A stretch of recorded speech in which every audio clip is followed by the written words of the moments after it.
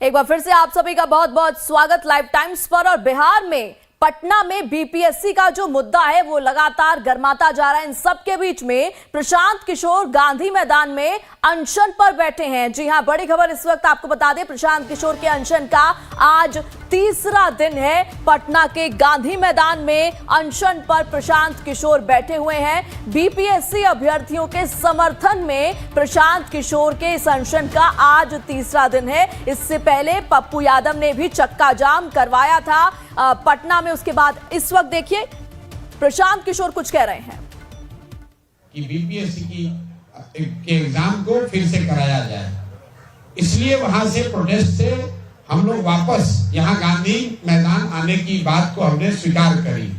लेकिन चूंकि वहां पर कोई पब्लिक एड्रेस सिस्टम नहीं था, छोटे माइक से उसकी घोषणा की गई, तो बहुत सारे छात्र जो पीछे थे उनको पता ही नहीं चला कि क्या करना है।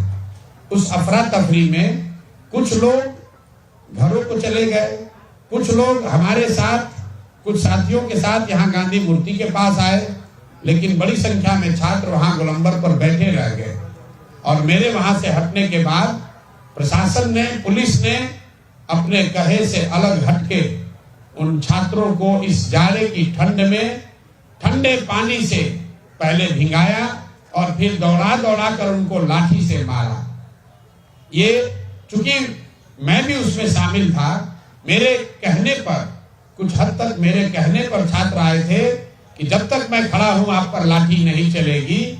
लेकिन मेरे हटने के बाद पुलिस ने लाठी भले चलाई हो, इसका मोरल नैतिक जिम्मेवारी मेरी थी। इसलिए मैंने, हालांकि अगले दिन मुख्य सचिव से बात कराई गई, लेकिन जब मुख्य सचिव ने कोई निर्णय नहीं लिया तो मैंने अपना मोरल ऑब्लिगेशन ये समझा कि मेरे कहने पर छात्र जमा हुए थे और मेरी अनुपस्थिति में छात्रों को मारा गया है, तो अब मेरी जिम्मेवारी है कि सबसे आगे बढ़कर मैं अपना जान जोखिम में डालूं। इसलिए मैं अनशन पर बैठा हूं कि छात्रों में वो फिर से विश्वास पैदा हो और छात्र डरे नहीं और अपनी लड़ाई में अपने आप को अकेला ना समझे। इस पूरे अभियान का आज का दिन सबसे महत्वपूर्ण दिन है। क्यों महत्वपूर्ण दिन है? क्योंकि आज 19 दिन के बाद पहली बार सारे छात्र, चाहे वो किसी दल के हों, किसी विचारधारा के हों, इस आंदोलन में किसी समय में जुड़े हों, सब ने मिलकर यह तय किया कि नहीं, अब अकेले अकेले नहीं लड़ना है, सबको एक साथ होना है। और सब ने कल रात में वार्ता की है और मैं तहे दिल से अपने छोटे भाइयों का, इन साथियों का शुक्रिया अदा करता हूं। इन्होंने वो मैच्योरिटी दिखाई है जो बड़े बड़े राजनीतिक नेता नहीं दिखा सकते हैं। इन सब ने तय किया कि हमारे आपसी वाद विवाद कुछ नहीं है, हमारी विचारधारा चाहे कुछ भी हो, हम चाहे किसी दल, किसी नेता से जुड़े हों, जहां तक युवाओं का, छात्रों का मामला है, इस पर सब हम एक हैं। और इसीलिए सब ने मिलकर कल एक नया जो संगठन बनाया है, युवा सत्याग्रह समिति। अब ये पूरा अभियान जन सुराज का अभियान नहीं है, ये आरजेडी का अभियान नहीं है, ये कांग्रेस लेफ्ट का अभियान नहीं है, ये भाजपा जेडीयू का अभियान नहीं है, ये प्रशांत किशोर का अभियान नहीं है, किसी व्यक्ति, किसी नेता का अभियान नहीं है। ये अभियान बिहार के युवाओं का है, जिसको 51 सदस्यीय, मैं रिपीट कर देता हूं, 51 सदस्यीय युवा सत्याग्रह समिति यहां से आगे बढ़ाएगी। और इस 51 सदस्यीय सत्याग्रह समिति में कल 42 बच्चों ने सहमति दी और सबके सलाह से उन 42 विद्यार्थियों को, छात्रों को, युवाओं को इस समिति का नेतृत्व दिया गया है। जो साथी हमारे अगल बगल बैठे हैं, ये सारे लोग प्रशांत किशोर से ज्यादा इन्होंने सेक्रीफाइस किया है, इन्होंने ज्यादा कमिटमेंट दिखाया है।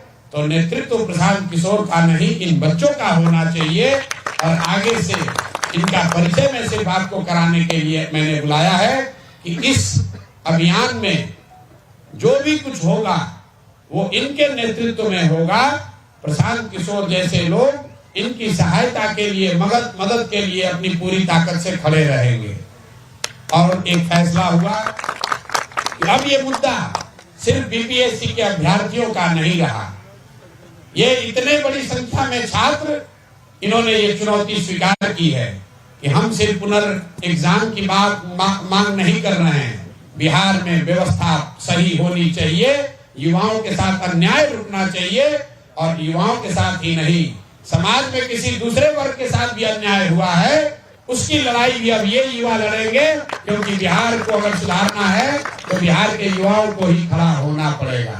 तो मैं इन छात्रों का तहे दिल से धन्यवाद कर रहा हूं और इनको मीडिया के सामने आश्वस्त भी कर रहा हूं। आप आगे बढ़े हैं, आपने बड़ा दिल, वो मैच्योरिटी दिखाई है। मैडम आ जाइए, आप भी इसकी हिस्सा है, पीछे रहिए। तो ये निश्चित जानिए, सरकार चाहे जितनी बड़ी हो, उनकी ताकत चाहे जितनी बड़ी हो, लोकतंत्र में जनबल के आगे कोई बल नहीं है। और जनबल को सक्रिय करने के लिए, उनको जगाने के लिए, उनको खड़ा करने के लिए इन युवाओं से ज्यादा बेहतर नेतृत्व कोई हो नहीं सकता है। कल की बैठक में एक और बात तय की गई कि हम लोग इस मंच से ये घोषणा कर रहे हैं, सबको आग्रह कर रहे हैं, आह्वान कर रहे हैं, मेरे भाई इस मंच पर किसी दल का झंडा ना है ना आगे होगा। तो प्रशांत किशोर के अनशन का आज तीसरा